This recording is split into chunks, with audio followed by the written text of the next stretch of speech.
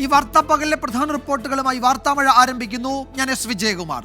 CPM സംസ്ഥാന കമ്മിറ്റിയിലേക്ക് പരിഗണിക്കാത്തതിലെ അതൃപ്തി ആവർത്തിച്ച് പത്തനംതിട്ടയിലെ നേതാവ് എ പത്മകുമാർ. പ്രതിഷേധത്തിന്റെ പേരിൽ നടപടിയെടുത്താൽ 66-ാം വയസ്സിലെ വിരമിക്കലായി അത് കണക്കാക്കുമെന്നാണ് എ പത്മകുമാറിന്റെ നിലപാട്. തന്റെ 52 വർഷത്തെ പ്രവർത്തനത്തെക്കാൾ വലുതാണ് മന്ത്രി വീണ ജോർജിന്റെ 9 വർഷത്തെ പ്രവർത്തനമെന്ന കടുത്ത വിമർശനവും പത്മകുമാർ ഉന്നയിക്കുന്നു. പത്മകുമാറിന്റെ വിമർശനങ്ങളെ അതേസമയം നേതാക്കൾ തള്ളി. പാർട്ടിക്കെതിരെ രൂക്ഷ വിമർശനം ഉയർത്തിക്കൊണ്ടുള്ള ഫേസ്ബുക്ക് പോസ്റ്റ് പിൻവലിച്ചെങ്കിലും വീണ ജോർജിനെതിരായ നിലപാടിൽ എ പത്മകുമാർ ഉറച്ചു നിൽക്കുകയാണ്. പാർട്ടിയിൽ അടുത്ത കാലത്തെത്തിയ വീണ ജോർജിനെ സംസ്ഥാന സമിതിയിൽ ഉൾപ്പെടുത്തിയത് മാത്രമാണ് അതൃപ്തിക്ക് കാരണം. തീരുമാനങ്ങൾ തുറന്നു പറയാൻ പാർട്ടിയിൽ ആരെങ്കിലുമൊക്കെ വേണം. സംഘടനാ നടപടികളിൽ ഭയമില്ലെന്നും പത്മകുമാർ. എന്ത് നടപടി പാർട്ടി സ്വീകരിച്ചാലും അത് അംഗീകരിക്കാനും ഞാൻ തയ്യാറാണ്. ഞാൻ ആഗ്രഹിക്കുന്ന ഇപ്പോൾ എനിക്ക് കിട്ടിയ ജോലിയിൽ ഞാൻ നിന്നിരുന്നെങ്കിൽ 56 വയസ്സിൽ റിട്ടയർ ചെയ്യണമല്ലോ. പാർട്ടി സ്മൂത്തായിട്ട് പോകുമായിരുന്നെങ്കിൽ 75 വയസ്സിൽ റിട്ടയർ ചെയ്യണമല്ലോ. ഞാനിപ്പോൾ 66-ാമത്തെ വയസ്സിൽ റിട്ടയർ ചെയ്യുന്നു എന്നുള്ളത് മാത്രമേ ഞാൻ കാണുന്നുള്ളൂ. പരസ്യ പ്രസ്താവനയിൽ കർശന നടപടിക്ക് ഒരുങ്ങുകയാണ് ജില്ലാ ഘടകം. പാർട്ടി സംസ്ഥാന സമ്മേളനത്തിൽ സംസ്ഥാന സമിതിയിലേക്ക് തെരഞ്ഞെടുക്കപ്പെടുകയോ ക്ഷണിക്കുകയോ ചെയ്തിട്ടില്ല എന്നൊരു പ്രതികരണം അദ്ദേഹം ആദ്യം നടത്തിയിരുന്നു. അദ്ദേഹം ഇട്ട പോസ്റ്റ് അദ്ദേഹം പിൻവലിച്ചിരുന്നു. അപ്പോൾ എന്തുകൊണ്ടാണ് അങ്ങനെ ഒരു പോസ്റ്റ് ഇടാനിടയായ സാഹചര്യം, അതാണ് പാർട്ടി പരിശോധിക്കുന്നത്. സമാനമായിരുന്നു CPIM കേന്ദ്ര കമ്മിറ്റി അംഗം AK ബാലന്റെയും പ്രതികരണം. പത്മകുമാറിന് എന്തെങ്കിലും വിഷമതകൾ ഉണ്ടെങ്കിൽ അത് പുറത്ത് പ്രകടിപ്പിക്കേണ്ടതല്ല. ഏതെങ്കിലും ഉദ്ദേശിച്ചൊരു പദവി ഇല്ലെങ്കിലും ജനസേവനത്തിനൊരു തടസ്സമില്ലല്ലോ. പത്തനംതിട്ട ജില്ലാ സെക്രട്ടറിയാക്കുമെന്ന എ പത്മകുമാർ പ്രതീക്ഷിച്ചിരുന്നു. എന്നാൽ സംസ്ഥാന സമിതിയിലും ഉൾപ്പെടുത്താതെ വന്നതോടെ സമ്മേളന നഗരിയിൽ നിന്ന് ഇറങ്ങിപ്പോവുകയായിരുന്നു.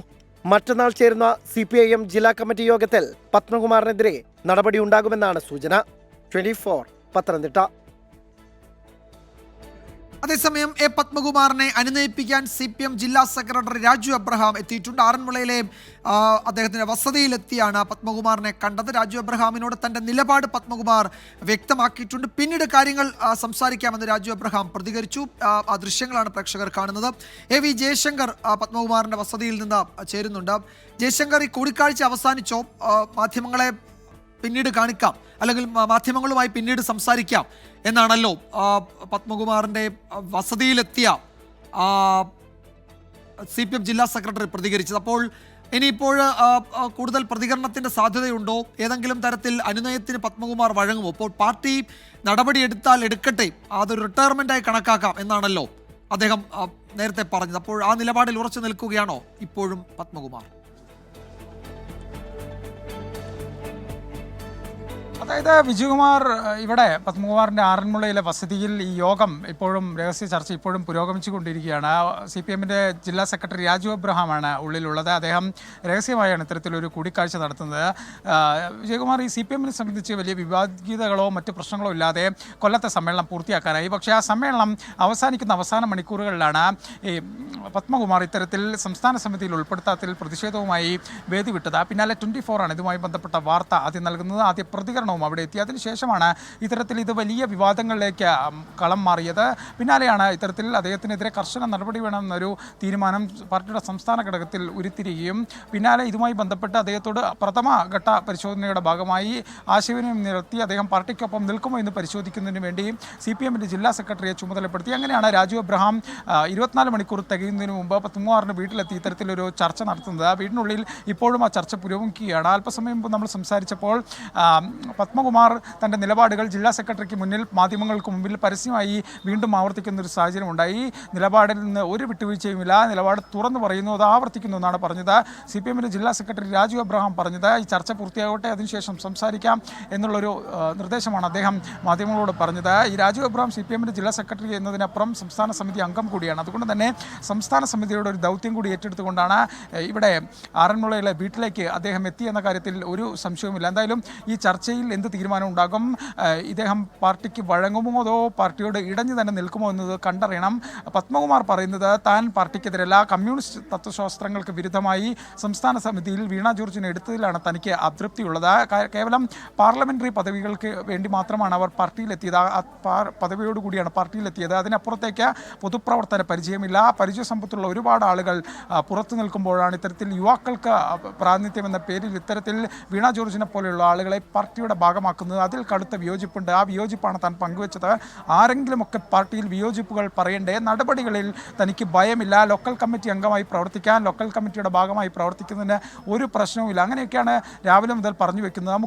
മുഖ്യമന്ത്രി പിണറായി വിജയനെതിരെയും അദ്ദേഹം പത്മകുമാർ ഒരു അക്ഷരം മിണ്ടുന്നില്ല എന്നതും ശ്രദ്ധേയമാണ്. മുഖ്യമന്ത്രിക്കും പാർട്ടിക്കും അനുകൂലമാണ്. പക്ഷേ അപ്പോൾ പോലും ഒരു കമ്മ്യൂണിസ്റ്റുകാരൻ എന്ന നിലയിൽ തൻ്റെ നിലപാട്, തൻ്റെ ആശയം അത് കൃത്യമായി ഉന്നയിക്കുന്നു. പക്ഷേ അതിലെ പ്രശ്നം CPM ചൂണ്ടിക്കാണിക്കുന്നത് ഇത്തരം പ്രശ്നങ്ങളുണ്ടെങ്കിൽ അതെല്ലാം തന്നെ പാർട്ടി വേദിയിലാണ് ഉന്നയിക്കേണ്ടത്. പാർട്ടി ബോഡിക്ക് പുറത്ത് സമൂഹ മാധ്യമങ്ങളിലൂടെയും ഒപ്പം തന്നെ ചാനലുകളിലും ഇത്തരം വിഷയങ്ങൾ ഉന്നയിക്കുമ്പോൾ അത് ഗുരുതരമായ അച്ചടക്ക ലംഘനമാണ്. ഒരു കേഡർ എന്ന നിലയിൽ ചെയ്യാൻ പാടില്ലാത്ത കാര്യങ്ങളാണ് പത്മകുമാറിൻ്റെ ഭാഗത്തുണ്ടായത്. അക്കാര്യത്തിൽ ഒരു നടപടി വേണമെന്ന് പാർട്ടിയിൽ ഒരു വിഭാഗത്തിന് ആവശ്യമുണ്ട്. ആ ആവശ്യമാണ് സംസ്ഥാന സമിതിക്ക് മുന്നിൽ വന്നിരിക്കുന്നത്. എന്തായാലും മറ്റന്നാൾ ചേരുന്ന CPM-ൻ്റെ ജില്ലാ കമ്മിറ്റി ഈ വിഷയവുമായി ബന്ധപ്പെട്ട ചർച്ചകൾ നടത്തും. CPM-ൻ്റെ സംസ്ഥാന സമിതി അംഗങ്ങൾ ഉൾപ്പെടെയുള്ളവർ പങ്കെടുക്കുന്ന ജില്ലാ കമ്മിറ്റി യോഗത്തിലായിരിക്കും ഈ വിഷയം ചർച്ച ചെയ്യുക. അതിനു മുമ്പ് പ്രാഥമികമായി പത്മകുമാറിനെ കേൾക്കുമെന്ന ലക്ഷ്യത്തോടു കൂടിയാണ്, ഈ പ്രശ്നത്തിന് പരിഹാരം ഉണ്ടാക്കുമെന്ന ലക്ഷ്യത്തോടു കൂടിയാണ് രാജു അബ്രഹാം ആറന്മുളയിലെ പത്മകുമാറിൻ്റെ വീട്ടിലെത്തി ചർച്ച നടത്തുന്നത്. വിജയകുമാർ. യെസ്, ആ ചർച്ച നടക്കുകയാണ്. മാധ്യമങ്ങളോട് പിന്നീട് സംസാരിക്കും എന്ന് കരുതാം ജില്ലാ സെക്രട്ടറി. അപ്പോൾ ഈ വിഷയത്തിൽ പാർട്ടി നടപടിയെടുത്താൽ അത് തൻ്റെ റിട്ടയർമെൻറ്റായി കണക്കാക്കാം, അതിനപ്പുറം മറ്റൊന്നും പറയാനില്ല എന്ന നിലപാടിൽ രാവിലെ തന്നെ പത്മകുമാർ അത് ആവർത്തിച്ചു പറയുന്നുണ്ടായിരുന്നു. അതിൽ അദ്ദേഹം ഉറച്ചു നിൽക്കുമോ ഈ കൂടിക്കാഴ്ചയ്ക്ക് ശേഷവും എന്നാണ് ഇനി അറിയേണ്ടത്. വിജയശങ്കറാണ് വിവരങ്ങൾ നൽകിയത്. അതേസമയം പത്മകുമാറിനെ രൂക്ഷമായി വിമർശിച്ചും ആരോഗ്യമന്ത്രി വീണ ജോർജിനെ പുകഴ്ത്തിയും SNDP യോഗം ജനറൽ സെക്രട്ടറി വെള്ളാപ്പള്ളി നടേശൻ. പത്മകുമാർ നന്ദികേട് കാണിക്കാൻ പാടില്ലെന്നും വെള്ളാപ്പള്ളി നടേശൻ പ്രതികരിച്ചു. എന്നാൽ പത്മകുമാർ നിലപാട് വ്യക്തമാക്കിയാൽ സ്വാഗതം ചെയ്യുന്ന കാര്യത്തിൽ തീരുമാനമെടുക്കും എന്നാണ് BJP സംസ്ഥാന അധ്യക്ഷൻ K. സുരേന്ദ്രന്റെ പ്രതികരണം. പക്ഷെ പത്മകുമാർ ഒരിക്കലും അങ്ങനെ പറയാൻ പാടില്ല. അദ്ദേഹം 52 കൊല്ലം പഠിച്ചപ്പോൾ അദ്ദേഹം ചെന്നത് വെറും 4ാം ക്ലാസ് വരെ എന്നുള്ളൂ. വീണ ജോർജ് 9 കൊല്ലം പഠിച്ചു. ആ 9 കൊല്ലം ഓരോ ക്ലാസ്സിലും ജയിച്ച് അതുകൊണ്ട് 9ാം ക്ലാസ്സിൽ ചെന്നു. അപ്പോൾ 52 കൊല്ലം പഠിച്ച ആൾ 4ാം ക്ലാസ്സിലും 9 കൊല്ലം പഠിച്ച ആളുകൾ 9ാം ക്ലാസ്സിൽ ചെല്ലുമ്പോൾ അപ്പോൾ മനസ്സിലാക്കാം അവരവരുടെ കഴിവുകേടും സ്വയം മനസ്സിലാക്കാതെ പാരമ്പര്യം പറഞ്ഞ് അധികാരം കിട്ടിയില്ല എന്ന് പറഞ്ഞാൽ ഈ 52 കൊല്ലത്തിന് മേലും പാരമ്പര്യം ഉള്ള ആളുകൾ ഈ രാജ്യത്തുണ്ട്. നോക്കാം, കാത്തിരുന്ന് കാണാം. ഇപ്പോഴേ അല്ല, അദ്ദേഹത്തിന്റെ നിലപാട് വ്യക്തമാക്കിയതിനു ശേഷമല്ലേ കാര്യങ്ങൾ പറയുള്ളൂ. അല്ല, അത് അദ്ദേഹത്തിന്റെ നിലപാട് എന്താണെന്ന് നോക്കിയിട്ട് ബാക്കി കാര്യങ്ങൾ. P. ജയരാജൻ CPM സംസ്ഥാന സെക്രട്ടേറിയറ്റിൽ ഇടം പിടിക്കുമെന്നായിരുന്നു നേരത്തെ ഉണ്ടായിരുന്ന സൂചനകൾ. എന്നാൽ MV ജയരാജനെയും KK ശൈലജയെയും സെക്രട്ടേറിയറ്റിൽ ഉൾപ്പെടുത്തി P. ജയരാജനെ തഴഞ്ഞു. J. മേഴ്സിക്കുട്ടിയമ്മയ്ക്കും CPM സെക്രട്ടേറിയറ്റിൽ ഉൾപ്പെടുത്താത്തതിൽ അതൃപ്തിയുണ്ട്. ഒഴിവാക്കപ്പെട്ടവർ മോശക്കാരല്ല എന്നായിരുന്നു കേന്ദ്ര കമ്മിറ്റി അംഗം AK ബാലന്റെ പ്രതികരണം. സംഘടനാ ദൗർബല്യങ്ങൾ പരിഹരിച്ച പരാതികളില്ലാതെ CPIM സംസ്ഥാന സമ്മേളനം പൂർത്തിയാക്കിയെന്ന നേതൃത്വത്തിന്റെ അവകാശവാദങ്ങൾക്കിടെയാണ് അതൃപ്തി പടരുന്നത്. സംസ്ഥാന സെക്രട്ടേറിയറ്റ് തെരഞ്ഞെടുപ്പിൽ P. ജയരാജനും J. മേഴ്സിക്കുട്ടിയമ്മയും വിയോജിപ്പ് രേഖപ്പെടുത്തി. സംസ്ഥാന സമിതിയിൽ പുതിയ സെക്രട്ടേറിയറ്റ് പാനൽ വായിച്ചപ്പോഴാണ് എതിർപ്പറിയിച്ചത്. 1998 പാലക്കാട് സമ്മേളനത്തിൽ സംസ്ഥാന സമിതിയിൽ എത്തിയവരാണ് P. ജയരാജനും മേഴ്സിക്കുട്ടിയമ്മയും. P. ജയരാജനെ സംസ്ഥാന സെക്രട്ടേറിയറ്റിൽ ഉൾപ്പെടുത്താത്തതിൽ മകൻ ജെയിൻ രാജ വാട്സപ്പ് സ്റ്റാറ്റസിലൂടെ പ്രതിഷേധം പ്രകടമാക്കി. ജയരാജനെ അനുകൂലിക്കുന്നവരും സമൂഹമാധ്യമങ്ങളിലൂടെ പ്രതിഷേധം അറിയിക്കുന്നുണ്ട്. എല്ലാവരെയും കമ്മിറ്റിയിലെടുക്കാൻ കഴിയില്ലെന്ന കേന്ദ്ര കമ്മിറ്റി അംഗം AK ബാലൻ. പ്രായപരിധി പ്രശ്നം ഞാൻ 70 ആക്കണം എന്നുള്ള അഭിപ്രായം. കാരണം ഞാൻ നിങ്ങളോട് സമ്മേളനം തുടങ്ങുന്നതിനേക്കാളും മുമ്പേ പറഞ്ഞല്ലോ.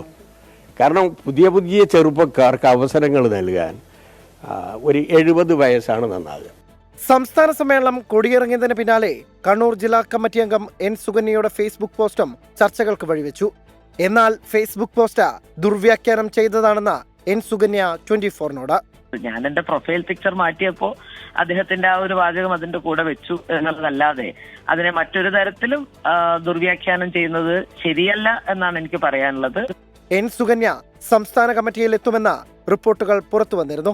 മുതിർന്ന നേതാക്കളായ കടകംപള്ളി സുരേന്ദ്രനെയും എം വിജയകുമാറിനെയും സംസ്ഥാന സെക്രട്ടേറിയറ്റിൽ തഴഞ്ഞതിൽ തിരുവനന്തപുരത്തെ നേതൃത്വവും അതൃപ്തിയിലാണ്. എം പി രാജേഷിനെ സെക്രട്ടേറിയറ്റിലേക്ക് പരിഗണിക്കാത്തതും പാർട്ടിക്കുള്ളിൽ ചർച്ചയായിട്ടുണ്ട്. 24 തിരുവനന്തപുരം. CPM സംസ്ഥാന സെക്രട്ടേറിയറ്റിലേക്ക് പരിഗണിക്കപ്പെടുമെന്ന് കരുതിയ രണ്ട് നേതാക്കൾ, ഒന്ന് പി ജയരാജനും മറ്റൊന്ന് MB രാജേഷുമായിരുന്നു. 72 വയസ്സുള്ള പി ജയരാജന് സംസ്ഥാന സെക്രട്ടേറിയറ്റിലേക്ക് ഇനിയൊരു അവസരമില്ല. മന്ത്രിയായിട്ടും MB രാജേഷിനെ തഴഞ്ഞെന്ന ചർച്ചകൾ CPM-ൽ സജീവമാണ്. AK ബാലൻ ഒഴിവായപ്പോൾ പാലക്കാട് നിന്നും MB രാജേഷിന് അവസരം ലഭിക്കുമെന്നായിരുന്നു പൊതുവെയുള്ള വിലയിരുത്തൽ. സ്പീക്കർ സ്ഥാനത്തിരിക്കുന്നു എന്ന കാരണം ചൂണ്ടിക്കാട്ടിയാണ് കഴിഞ്ഞ സമ്മേളനത്തിൽ MB രാജേഷിനെ സെക്രട്ടേറിയറ്റിൽ ഉൾപ്പെടുത്താതിരുന്നത്. എന്നാൽ ഇത്തവണയും രാജേഷിനെ തഴഞ്ഞു. MB രാജേഷിനേക്കാളും ജൂനിയറായ PA Muhammad റിയാസും M സ്വരാജും PK ബിജുവും സംസ്ഥാന സെക്രട്ടേറിയറ്റിലുണ്ട്. MB രാജേഷ് കേന്ദ്ര കമ്മിറ്റിയിലേക്ക് എത്താൻ സാധ്യതയുണ്ട്. എന്നാൽ സംസ്ഥാന നേതൃത്വം വഴി തടയുമോ എന്നാണ് കാത്തിരുന്ന് കാണേണ്ടത്. പി ജയരാജൻ സംസ്ഥാന സെക്രട്ടേറിയറ്റിൽ എത്തുമോ എന്നായിരുന്നു സംസ്ഥാന സമ്മേളനം ആരംഭിച്ചത് മുതലുള്ള ചോദ്യം. എന്നാൽ 72 പിന്നിടുന്ന പി ജയരാജന് ഇത്തവണയും സെക്രട്ടേറിയറ്റിൽ എത്താനായില്ല. സംഘടനാ പാർലമെന്ററി രംഗത്ത് പി ജയരാജന് കിട്ടേണ്ട അവസരങ്ങളെല്ലാം തട്ടിത്തെറിപ്പിച്ചു എന്ന വിമർശനം കണ്ണൂരിലെ പി ജയരാജൻ അനുകൂലികൾക്കുണ്ട്. ഒളിയമ്പുമായി ജയരാജന്റെ മകൻ ജയിൻരാജ് തന്നെ രംഗത്തെത്തുകയും ചെയ്തു. കണ്ണൂർ CPIM-നെ പിടിച്ചുകുലുക്കിയ സമകാലിക സംഭവങ്ങളിലെല്ലാം പി ജയരാജൻ ഒരു വശത്തുണ്ടായിരുന്നു എന്നതാകാം സംസ്ഥാന സെക്രട്ടേറിയറ്റിലേക്കുള്ള വഴിയടയാൻ കാരണമായത്. MB രാജേഷ് ചെറുപ്പമാണ്, ഇനിയും അവസരങ്ങളുണ്ടാകും. പക്ഷേ പ്രായപരിധി എന്ന കടമ്പയിലേക്ക് അടുക്കുന്ന പി ജയരാജന് മുന്നിൽ ഇനി എന്ത് എന്ന ചോദ്യം ബാക്കി. Research desk 24. CPIM-ന്റെ ചരിത്രത്തിൽ ആദ്യമായി മുതിർന്ന നേതാവ് VS അച്യുതാനന്ദന്റെ പേരില്ലാത്ത സംസ്ഥാന കമ്മിറ്റിയാണ് ഇക്കുറി. ആരോഗ്യ കാരണങ്ങളാൽ വിശ്രമിക്കുന്ന VS-നെ കഴിഞ്ഞ എറണാകുളം സംസ്ഥാന സമ്മേളനത്തിൽ സംസ്ഥാന കമ്മിറ്റിയിലെ പ്രത്യേകം ക്ഷണിതാവാക്കിയെങ്കിൽ ഇക്കുറി അതുമില്ല. 1964 അഭ്യക്ത കമ്മ്യൂണിസ്റ്റ് പാർട്ടിയുടെ ദേശീയ കൗൺസിലിൽ നിന്ന് ഇറങ്ങിപ്പോന്ന് CPIM രൂപീകരിക്കാൻ നേതൃത്വം നൽകിയവരിൽ ജീവിച്ചിരിക്കുന്ന ഏക നേതാവാണ് VS.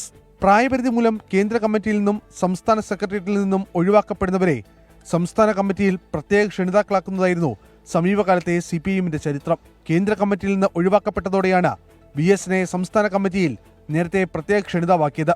Vaikom Viswan, P Karunakaran, KJ Thomas, MM Mani, അന്തരിച്ച ആനത്തലവട്ടം ആനന്ദൻ എന്നിവർ ഇതേ മാനദണ്ഡത്തിലാണ് പ്രത്യേക ക്ഷണിതാക്കളായി കൊച്ചി സമ്മേളനത്തിൽ എത്തിയത്. എന്നാൽ കൊല്ലം സമ്മേളനത്തിൽ CPIM നിലപാട് മാറ്റി. VS, Vaikom Viswan, P Karunakaran, KJ Thomas, MM Mani എന്നിവരെ സംസ്ഥാന കമ്മിറ്റിയുടെ പ്രത്യേക പാനലിൽ ഉൾപ്പെടുത്തിയില്ല. പാർട്ടി കോൺഗ്രസിന് ശേഷം സംസ്ഥാന കമ്മിറ്റിയിലെ പ്രത്യേക ക്ഷണിതാക്കളെ നിശ്ചയിച്ചാലും അതിൽ VS-ന്റെ പേര് ഉണ്ടാകുമെന്നും ഉറപ്പില്ല. 1995 കൊല്ലത്ത് നടന്ന സംസ്ഥാന സമ്മേളനത്തിൽ ഔദ്യോഗിക പക്ഷത്തിനെതിരെ മത്സരം സംഘടിപ്പിച്ച് കരുത്ത് തെളിയിച്ച വിഭാഗത്തിൽ നേതൃത്വം നൽകിയ VS-നെ 3 പതിറ്റാണ്ടുകൾക്കിപ്പുറം അതേ കൊല്ലത്ത് നടന്ന സമ്മേളനത്തിലൂടെ സംസ്ഥാന കമ്മിറ്റി പാനലിൽ നിന്ന് ഒഴിവാക്കിയെന്നതും ശ്രദ്ധേയമാണ്. അരുൺ രാജ്, 24, കൊല്ലം. ഇന്നത്തെ മറ്റു ചില പ്രധാന റിപ്പോർട്ടുകളിലേക്ക് കൂടി വാർത്താമഴ കടക്കുകയാണ്. ഇരിങ്ങാലക്കുട കൂടൽമാണിക്യം ക്ഷേത്രത്തിലെ കഴകം ജീവനക്കാരനായി VA ബാലുവിനെ തന്നെ നിയമിക്കുമെന്ന് കൊച്ചിൻ ദേവസ്വം ബോർഡ്. നിയമനത്തോട് സഹകരിച്ചില്ലെങ്കിൽ തന്ത്രിമാർക്കെതിരെ നടപടിക്കൊരുങ്ങുകയാണ് ദേവസ്വം ബോർഡ്. ക്ഷേത്രത്തിലെ ജാതി വിവേചനത്തിൽ മനുഷ്യാവകാശ കമ്മീഷൻ സ്വമേധയാ കേസെടുത്തു.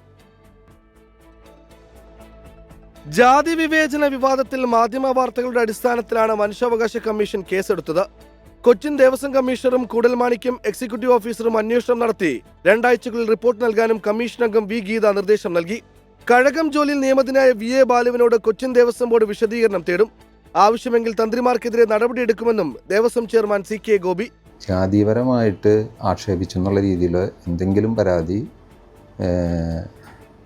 രേഖാമൂലം ലഭിച്ചാൽ അതിനാവശ്യമായിട്ടുള്ള നിയമപരമായ നടപടികൾ തന്ത്രിമാരാണെങ്കിൽ തന്ത്രിമാർ, അല്ലെങ്കിൽ മറ്റ് ജീവനക്കാരാണെങ്കിൽ അവരുടെ പേരിൽ എത്രയും പെട്ടെന്ന് അവരുടെ പേരിൽ നിയമ നടപടികൾ സ്വീകരിക്കും ദേവസ്വം മാനേജ്മെന്റ് കമ്മിറ്റി. തന്ത്രിമാർക്കെതിരെ വെള്ളാപ്പള്ളി നടേശന്റെ രൂക്ഷ വിമർശനം. സർവാധികാരികളെന്ന അഹങ്കാരം തന്ത്രിമാർക്ക് പാടില്ലെന്നും സർക്കാർ നിലയ്ക്ക് നിർത്തണമെന്നും വെള്ളാപ്പള്ളി നടേശൻ. ക്ഷേത്രങ്ങളിലുള്ള ചില അവകാശം പറഞ്ഞുകൊണ്ട് സർവാധിപത്യം സ്ഥാപിക്കുവാൻ ഇന്ന് ചില ആളുകൾ ശ്രമിക്കുന്നുണ്ട്. കുലംകുത്തിയായിട്ട് ഇറങ്ങി തിരിച്ചവരാണ് ഈ അല്പപ്രാണികളായ 4 പേര്. ജാതിയുടെ അടിസ്ഥാനത്തിലുള്ള മാറ്റി നിർത്തൽ തെറ്റെന്ന് K രാധാകൃഷ്ണൻ MP. ജാതിയുടെ അടിസ്ഥാനത്തിൽ മനുഷ്യനെ മാറ്റി നിർത്തുക എന്നുള്ള ഒരു സമീപനം എവിടെ നടന്നാലും അത് തെറ്റായ കാര്യമാണ് എന്നുള്ള ഒരു സമീപനം നമ്മുടെ പൊതുസമൂഹങ്ങളും അതുപോലെ മാധ്യമങ്ങളും ഒക്കെ തന്നെ ഏറ്റെടുക്കാൻ തയ്യാറായി കഴിഞ്ഞാൽ ഇത്തരം പ്രവണതകൾ അവസാനിപ്പിക്കാൻ വേണ്ടി കഴിയും. 24 തൃശൂർ. മറ്റൊരു പ്രധാന റിപ്പോർട്ടിലേക്ക്. വ്യാഴാഴ്ച ജില്ലാ കളക്ടറേറ്റ് ഉപരോധിക്കാൻ വയനാട് മുണ്ടക്കൈ ചുരൽമല ദുരന്തബാധിതരുടെ കൂട്ടായ്മയായ ജനശബ്ദം ആക്ഷൻ കമ്മിറ്റി. ഇനിയുള്ള പ്രതിഷേധങ്ങളിൽ ദുരന്തബാധിതരുടെ കൂട്ടായ്മകൾ ഒരുമിക്കണമെന്ന് Janashabdam action committee chairman Naseer Alakkal 24 പറഞ്ഞു. സർക്കാർ ഒപ്പിട്ട് നൽകാൻ ആവശ്യപ്പെട്ട സമ്മതപത്രത്തിൽ അംഗീകരിക്കാൻ കഴിയാത്ത നിരവധി ഉപാധികളുണ്ട് എന്നും ദുരന്തബാധിതർ പറയുന്നു. ഞങ്ങൾക്ക് ജീവിക്കാൻ ഉറങ്ങാൻ വീടില്ല, ജീവിക്കാൻ വഴിയില്ലാത്ത ആളുകൾക്ക് ഇനി എന്തിനാ റേഷൻ കാർഡ്, എന്തിനാ ആധാർ കാർഡ്? അത് ബഹുമാനപ്പെട്ട ജില്ലാ കളക്ടർ തിരിച്ചേൽപ്പിച്ച് ഞങ്ങളെ പാവപ്പെട്ട ആളുകളെ, ജീവിക്കാൻ വഴിയില്ലാത്ത ആളുകൾക്ക് ഇത് വേണ്ടെന്നാണ് തിരിച്ചേൽപ്പിച്ച് കളക്ടറേറ്റ് ഉപരോധിച്ചാണ് സമരം നടത്തുന്നത്. ഈ വരുന്ന 13-ാം തീയതി. ഇനി ഞങ്ങളുടെ മുമ്പിൽ വേറെ വഴിയില്ല. എല്ലാ വഴിയും ശ്രമിച്ചു നോക്കിയതാണ്. ലാൻഡിൻ്റെതോ അവിടെയുള്ള ഓരോ സാധനത്തിൻ്റെയും ഉടമസ്ഥതാവകാശം ഞങ്ങൾക്കില്ല, അത് സർക്കാരിൽ നിക്ഷിപ്തമാണ്. പക്ഷേ കൃഷിഭൂമി കൃഷി ചെയ്യാം എന്ന് പറയുന്നുണ്ട്, പക്ഷെ ഉടമസ്ഥതാവകാശം ഞങ്ങൾക്കില്ല. സുർജിത്ത് അയ്യപ്പത്ത് വിവരങ്ങൾ നൽകും വയനാട്ടിൽ നിന്ന്. സുർജിത്ത്, ഈ ദുരന്തബാധിതർ ഒരു പ്രത്യക്ഷ സമരം, കുറെ കൂടി കടുത്ത സമരമാർഗങ്ങളിലേക്ക് ഈ ഘട്ടത്തിൽ തിരിയാൻ ഇടയായ പശ്ചാത്തലം എന്താണ്? ഇതുമായി ബന്ധപ്പെട്ട ഏറ്റവും പ്രധാനപ്പെട്ട കാര്യം, ഈ ചുരൽമല മുണ്ടക്കൈ ദുരന്തവുമായി ബന്ധപ്പെട്ട് പല അർഹരെയും അവഗണിച്ചു ലിസ്റ്റിൽ എന്നുള്ള ആക്ഷേപമാണ് ഉന്നയിക്കപ്പെടുന്നത്. അതിൽ പടവട്ടിക്കുന്ന്, അട്ടമല, ഒപ്പം തന്നെ വിവിധ പാടികൾ, റാട്ടപ്പാടി, മുണ്ടക്കൈയിലെ പാടി അടക്കമുള്ള പാടികളെ ഈ ലിസ്റ്റിൽ നിന്ന് ഒഴിവാക്കി. അവർ എവിടേക്ക് പോകുമെന്നുള്ള ചോദ്യമാണ് പ്രധാനമായും ഉയർത്തുന്നത്. കാരണം ഈ പടവട്ടിക്കുന്നിലേക്കുള്ള വഴി അടഞ്ഞ നിലയിലാണ്. കാരണം ചുരൽമല സ്കൂൾ റോഡിൻ്റെ അവിടുന്ന് അങ്ങോട്ടുള്ള ഭാഗം പൂർണ്ണമായും പുഴയെടുത്തു പോയ പ്രദേശമാണ്. അതിനാൽ തന്നെ ബദൽ റോഡല്ല ആവശ്യം, പുനരധിവാസമാണ് എന്നുള്ളത് 27 കുടുംബങ്ങളാണ് പടവട്ടിക്കുന്നിലെ ആളുകൾ ആവശ്യപ്പെടുന്നത്. അവർ പ്രത്യക്ഷ സമരത്തിലേക്ക് നീങ്ങുകയാണ്. അതോടൊപ്പം തന്നെ ഈ റാട്ടപ്പാടി അടക്കമുള്ള പാടികൾ തൊട്ടടുത്ത് കൂടിയാണ് ഈ പുഴ വഴിമാറി ഒഴുകി പോയിട്ടുള്ളത്. സ്വാഭാവികമായും ആ മേഖലയിലുള്ള ആളുകളെ ഇതിനകത്ത് ലിസ്റ്റിൽ ഉൾപ്പെട്ടിട്ടില്ല. പുഞ്ചിരിമട്ടം അടക്കമുള്ള പ്രദേശങ്ങളിൽ സമാനമായ പ്രശ്നങ്ങൾ നിലനിൽക്കുന്നുണ്ട്. അതുപോലെ തന്നെ ഈ ഉപാധികൾ, അതായത് ഇപ്പോൾ സമ്മതപത്രം ഒപ്പിട്ട് വാങ്ങാനുള്ള ശ്രമമാണ് സർക്കാർ നടത്തുന്നത്. ഈ ഉപാധികളൊന്നും തന്നെ അതിൽ പലതും അംഗീകരിക്കാൻ കഴിയുകയില്ല. കാരണം ഈ ഉപാധി ഒപ്പിട്ട് നൽകിയാൽ, അതായത് ഈ വീടിന് വേണ്ടിയുള്ള സ്ഥലം, വീടിന് വേണ്ടിയുള്ള ഈ അപേക്ഷയിൽ ഒപ്പിട്ട് നൽകിയാൽ സ്വാഭാവികമായും സ്ഥലം പൂർണ്ണമായും സർക്കാരിൽ നിക്ഷിപ്തമാകുന്ന ഒരവസ്ഥ ഉണ്ടാകും. അത്തരത്തിലുള്ള പല ഉപാധികളും സർക്കാർ മുന്നോട്ട് വെച്ചിട്ടുണ്ടെന്നുള്ളതാണ് ജനശബ്ദം ആക്ഷൻ കമ്മിറ്റി പ്രധാനമായും മുന്നോട്ട് വയ്ക്കുന്ന കാരണം. എന്തായാലും ഇതെല്ലാം, ഈ വിഷയമെല്ലാം ഉയർത്തിക്കൊണ്ടാണ് ഇത്തരത്തിലൊരു സമരത്തിലേക്ക് ജനശബ്ദം ആക്ഷൻ കമ്മിറ്റി കടന്നു വരുന്നത്. 13-ാം തീയതി ഈ കളക്ടറേറ്റ് ഉപരോധിക്കാനും ഒപ്പം തന്നെ രേഖകളെല്ലാം തന്നെ തിരിച്ചു നൽകാനും ഉൾപ്പെടെയുള്ള കാര്യങ്ങളിലേക്കാണ് ഇപ്പോൾ ജനശബ്ദം ആക്ഷൻ കമ്മിറ്റി മുന്നോട്ട് വന്നിട്ടുള്ളത്. മാത്രമല്ല ഈ സമരത്തിൽ ഇപ്പോൾ നിലവിൽ 2 സമിതികളാണ് ഇവിടെ ഉള്ളത്. ഒന്ന് ജനശബ്ദം ആക്ഷൻ കമ്മിറ്റി, അതോടൊപ്പം തന്നെ ഈ 3 വാർഡിലെയും ജനകീയ സമിതിയും ഈ സമരവുമായി ബന്ധപ്പെട്ട് നേരത്തെ ഇടപെട്ടിരുന്ന സംഘടനകളാണ്. ഈ 2 സംഘടനകളും ഒരുമിച്ച് വേണം സമരം ചെയ്യാനെന്നുള്ള ആവശ്യം ജനശബ്ദം മുന്നോട്ട് വെച്ചിട്ടുണ്ട്. എന്തായാലും അത്തരത്തിലൊരു സഹകരണം ജനകീയ സമിതിയുടെ ഭാഗത്തുനിന്ന് ഉണ്ടാകണമെന്നുള്ള അഭ്യർത്ഥന മുന്നോട്ട് വയ്ക്കുന്നു. കാരണം 2 സംഘടനകളും മുന്നോട്ട് വെക്കുന്ന ഉപാധികളൊന്നും തന്നെയാണ്. ആ ഉപാധികൾ അംഗീകരിക്കാൻ സർക്കാർ തയ്യാറാകണം. അത് നേരത്തെ സർക്കാർ തീരുമാനിച്ചതാണ്, സർക്കാർ പ്രഖ്യാപിച്ചതാണ്. ആ പ്രഖ്യാപനങ്ങൾ പാലിക്കണം എന്നുള്ളതാണ് പ്രധാനമായും ഇരു സംഘടനകളും ആവശ്യപ്പെടുന്നത്. സുർജിത്ത്, എന്തായാലും വ്യാഴാഴ്ച കളക്ടറേറ്റ് ഉപരോധിച്ചുകൊണ്ടാണ് വയനാട്ടിലെ ഈ മുണ്ടക്കൈ ചുരൽമല ദുരന്തബാധിതരുടെ കൂട്ടായ്മ, അത് ജനശബ്ദം ആക്ഷൻ കമ്മിറ്റി പ്രതിഷേധിക്കാൻ പോകുന്നത്. ഇനിയുള്ള പ്രതിഷേധങ്ങളിൽ ഒരുമിച്ച് നിൽക്കണം എന്ന് ഈ എല്ലാ കൂട്ടായ്മകളോടും ഈ ജനശബ്ദം ആക്ഷൻ കമ്മിറ്റി ആവശ്യപ്പെടുകയും ചെയ്തിട്ടുണ്ട്. അതിന്റെ പ്രതിനിധിയാണ് നസീർ ആലക്കൽ, അദ്ദേഹമാണ് അക്കാര്യം ആവശ്യപ്പെട്ടത്. സുർജിത്ത് അയ്യപ്പത്താണ് വിശദാംശങ്ങൾ നൽകിയത്. നമ്മൾ മറ്റു റിപ്പോർട്ടുകളിലേക്ക് വരും, ഇടവേളയ്ക്ക് ശേഷം. വാർത്താമഴയിലേക്ക് വീണ്ടും സ്വാഗതം. ആശാ വർക്കേഴ്സിന്റെ സമരം ലോക്സഭയിൽ ഉന്നയിച്ച് KC വേണുഗോപാലും VK ശ്രീകണ്ഠനും. ആശാ വർക്കേഴ്സിന് വിരമിക്കൽ ആനുകൂല്യങ്ങൾ നൽകണമെന്നും പ്രതിമാസം 21,000 രൂപ വേതനം ഉറപ്പാക്കണമെന്നും അംഗങ്ങൾ ലോക്സഭയിൽ ആവശ്യപ്പെട്ടു.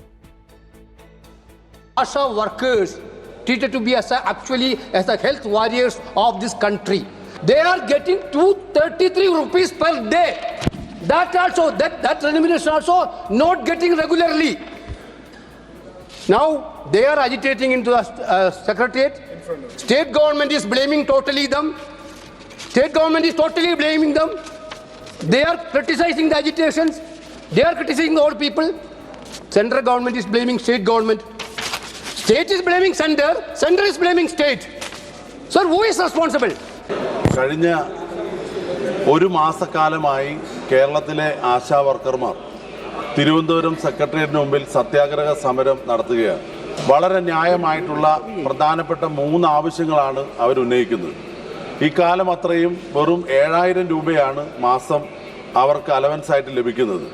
ഈ ആവശ്യത്തോട് ഇതുവരെയും നാളിതുവരെയും ഒരു ചർച്ച പോലും സംസ്ഥാന സർക്കാർ നടത്താൻ തയ്യാറായിട്ടില്ല. കേന്ദ്ര ഗവൺമെൻറ് ഇടപെട്ടുകൊണ്ട് സംസ്ഥാന സർക്കാരിനെ കൊണ്ട് ഉടൻ അതിന് അടിയന്തരമായ പരിഹാരം ഉണ്ടാക്കണമെന്ന് താങ്കൾ മുഖാന്തരം ഇടപെടണമെന്നും വളരെ വിനയപൂർവ്വം അഭ്യർത്ഥിക്കുന്നു. മണ്ഡല പുനർനിർണയം, ആശാവർക്കർമാരുടെ പ്രശ്നങ്ങൾ ഉൾപ്പെടെ ചർച്ച ചെയ്യണമെന്ന് ആവശ്യപ്പെട്ടുള്ള പ്രതിപക്ഷ ആവശ്യം തള്ളിയത് രാജ്യസഭയിൽ പ്രതിപക്ഷ പ്രതിഷേധത്തിന് കാരണമായി. തമിഴ്നാടുമായി ബന്ധപ്പെട്ട കേന്ദ്ര വിദ്യാഭ്യാസ മന്ത്രിയുടെ പരാമർശത്തിനെതിരെ DMK നേതാവ് കനിമൊഴി രംഗത്തെത്തി. പരാമർശം സഭാരേഖകളിൽ നിന്നും പിന്നീട് നീക്കി. ബൽറാം നെടുങ്ങാടി വിശദാംശങ്ങൾ നൽകും ഡൽഹിയിൽ നിന്ന്. ബൽറാം, ഈ വിഷയത്തിൽ ഇപ്പോൾ ലോക്സഭയിൽ VK ശ്രീകണ്ഠനും ശശി തരൂരും KC വേണുഗോപാലും ഈ വിഷയം ഉന്നയിച്ചു.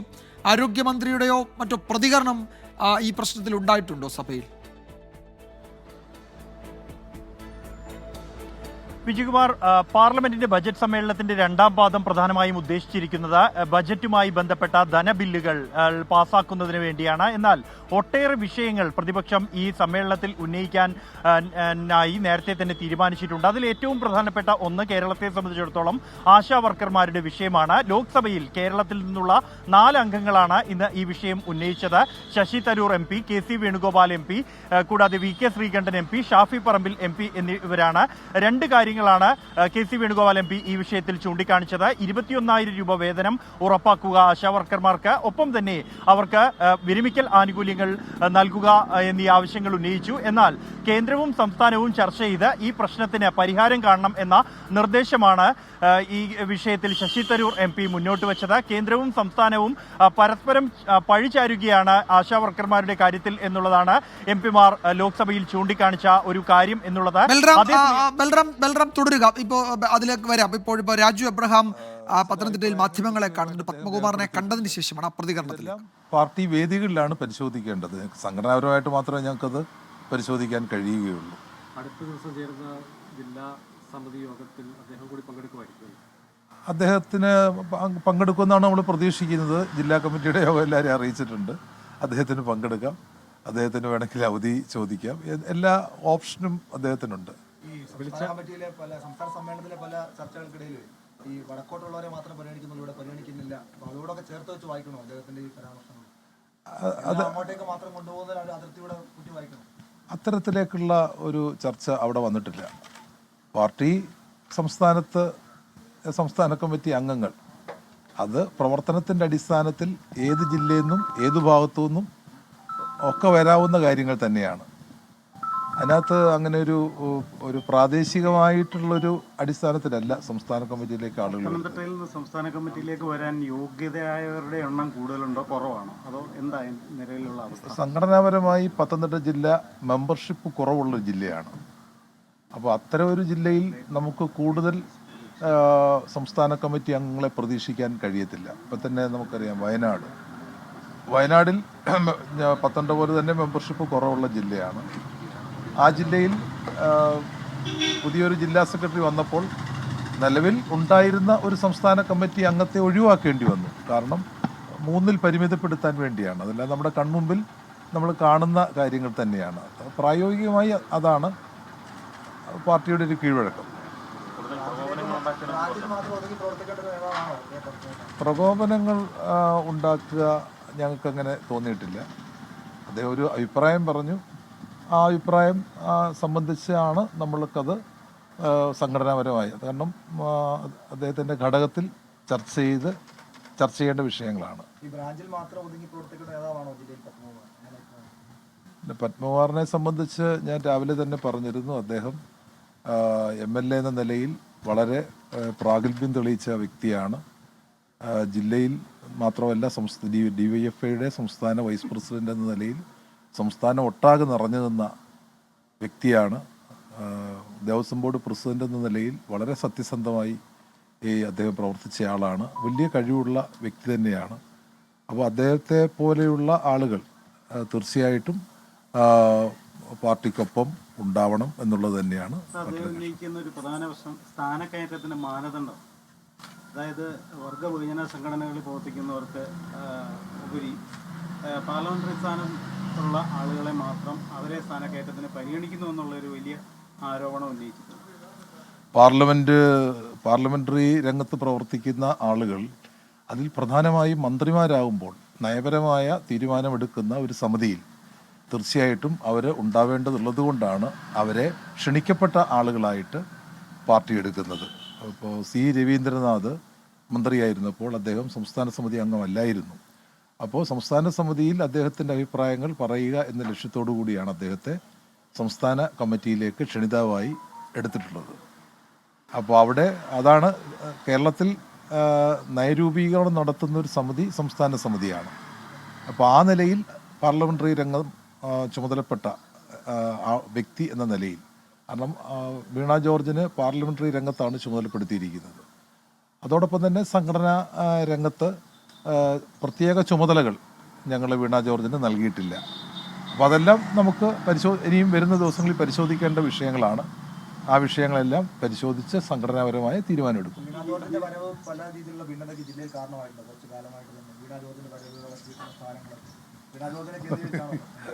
ഒരിക്കലുമില്ല. അതെല്ലാം ഞങ്ങളുടെ സ്റ്റേറ്റ് ലീഡർഷിപ്പുമായി സംസാരിച്ച് അക്കാര്യങ്ങളെല്ലാം പരിശോധിച്ച്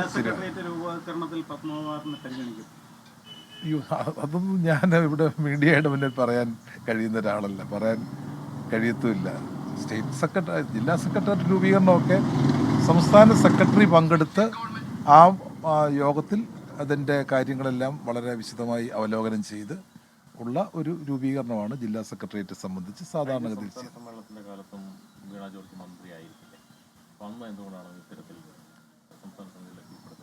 അത് സംസ്ഥാന സെക്രട്ടറി മറുപടി പറയേണ്ട ഒരു പ്രശ്നമാണ്, ഞാൻ മറുപടി പറയേണ്ട ഒരു പ്രശ്നമല്ല. എന്തുകൊണ്ടാണ് അംഗസംഖ്യ ശരിയായിരുന്നോ, എന്താണ് കാരണം നമുക്ക് അറിഞ്ഞുകൂടാ. അംഗസംഖ്യയ്ക്ക് ഒരു പ്രശ്നമാണ്. ഞാൻ സൂചിപ്പിച്ചു, സംഘടനാപരമായി ചർച്ച ചെയ്യേണ്ട ഒരു വിഷയമാണ്. അത് സംഘടനാപരമായിട്ട് തന്നെ ചർച്ച ചെയ്യും. CPM പത്തനംതിട്ട ജില്ലാ സെക്രട്ടറി മാധ്യമങ്ങളെ കാണുകയായിരുന്നു. പത്മകുമാറിന്റെ വീട്ടിലെത്തി അദ്ദേഹവുമായി കൂടിക്കാഴ്ച നടത്തിയ ശേഷമാണ് ഈ പ്രതികരണം. എന്തായാലും ഈ വിഷയത്തിൽ ഇനിയിപ്പോൾ ജില്ലാ കമ്മിറ്റി സംസ്ഥാന നേതൃത്വത്തിൻ്റെ സാന്നിധ്യത്തിൽ, സംസ്ഥാന നേതാക്കളുടെ സാന്നിധ്യത്തിൽ ഈ വിഷയം ചർച്ച ചെയ്യാൻ പോവുകയാണ്. പത്മകുമാറിന് പങ്കെടുക്കാം, അതിൽ തടസ്സമൊന്നുമില്ല. വേണമെങ്കിൽ അദ്ദേഹത്തിന് പങ്കെടുക്കാം, അല്ലെങ്കിൽ അദ്ദേഹത്തിന് അവധി ചോദിക്കാം. എന്തെങ്കിലും തരത്തിൽ അനുനയം ഈ കൂടിക്കാഴ്ചയിൽ ഉണ്ട് എന്ന് തോന്നുന്നില്ല. ജില്ലാ സെക്രട്ടറിയുടെ പ്രതികരണങ്ങളിൽ അത്തരം സൂചനകളില്ല. ഇനിയിപ്പോൾ പാർട്ടി ഒരു നടപടി എടുത്താൽ അത് ഒരു റിട്ടയർമെൻറ്റായി കണക്കാക്കി ബ്രാഞ്ചിൽ പ്രവർത്തിക്കും എന്ന് പത്മകുമാർ നേരത്തെ പറഞ്ഞിരുന്നു. അതിൽ നിന്ന് അദ്ദേഹം എന്തെങ്കിലും തിരുത്തൽ അല്ലെങ്കിൽ ആ നിലപാടിൽ നിന്ന് പിന്മാറിയതായി നിലവിൽ സൂചനകളൊന്നുമില്ല. വീണ്ടും നമ്മൾ പാർലമെന്റ് നടപടിയിലേക്കാണ് പോകുന്നത്. ബൽറാം തുടരുന്നുണ്ട്. ബൽറാം, ഇക്കാര്യത്തിൽ ബജറ്റ് സമ്മേളനത്തിന്റെ 2ാം ഘട്ടത്തിൽ കേരളത്തിൽ നിന്നുള്ള കോൺഗ്രസ് MPമാർ ഈ വിഷയം സജീവമായി ഉന്നയിക്കുന്നു. കേന്ദ്ര സർക്കാരിന്റെ മറുപടി ഇക്കാര്യത്തിൽ ഉണ്ടാകുമോ എന്നാണ് നമുക്കറിയേണ്ടത്.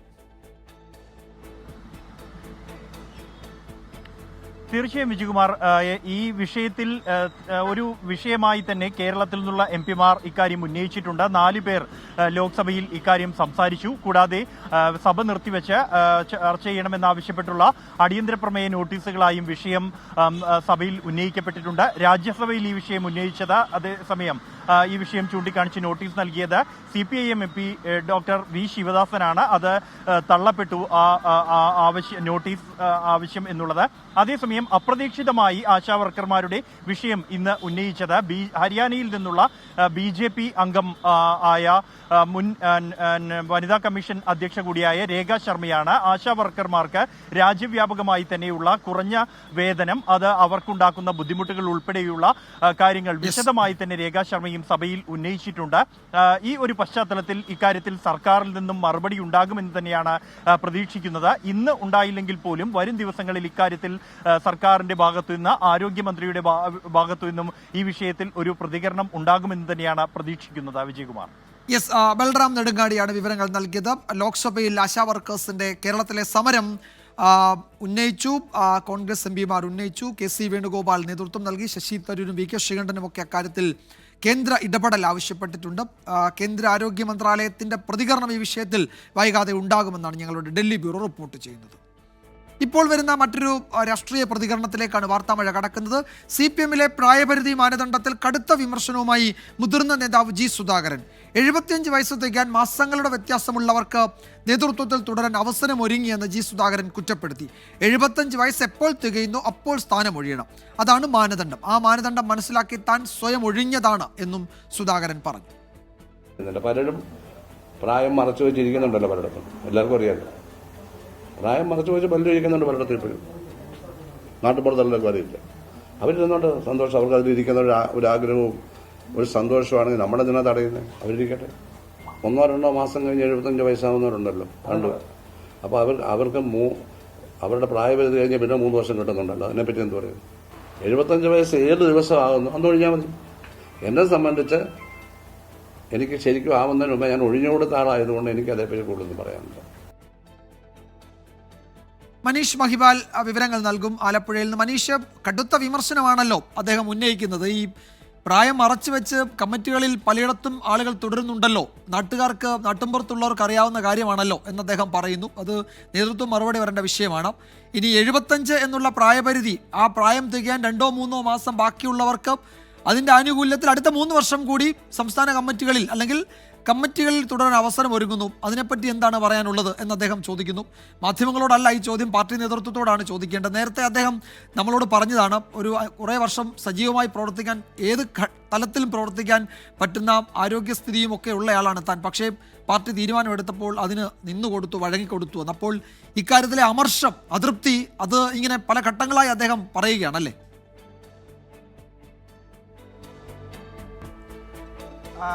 വിജയകുമാർ, അതായത് CPM-നകത്ത് കൊണ്ടുവന്ന 75 വയസ്സെന്ന മാനദണ്ഡത്തെ പരോക്ഷമായി അദ്ദേഹം വളരെ ആശയപരമായി തന്നെ വിമർശിച്ചിരുന്നു. അതായത് നേരത്തെ അദ്ദേഹം പറഞ്ഞിരുന്നത് 75 വയസ്സെന്നത് വയസ്സെന്നതല്ല, ഒരാളുടെ ശേഷിയാണ് എപ്പോഴും മാനദണ്ഡമാകേണ്ടത്. പക്ഷേ ഇപ്പോൾ കൊണ്ടുവന്നിരിക്കുന്ന ഈ മാനദണ്ഡത്തിന് താൻ എതിരെ അഭിപ്രായം പറയുന്നില്ല എന്നതൊക്കെയായിരുന്നു നേരത്തെ അദ്ദേഹത്തിന്റെ നിലപാടുകൾ.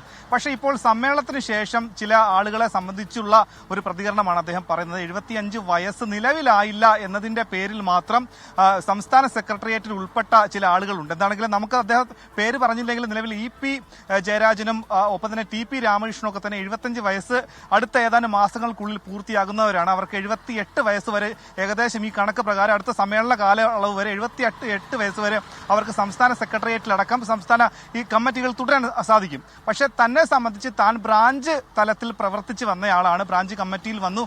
അങ്ങനെ അവസാനം ഇപ്പോഴും താൻ ബ്രാഞ്ച് അംഗമാണ്. താൻ 75 വയസ്സ് എന്ന മാനദണ്ഡം കൊണ്ടുവന്ന സമയത്ത് തന്നെ സ്വയം ഒഴിഞ്ഞതാണ്.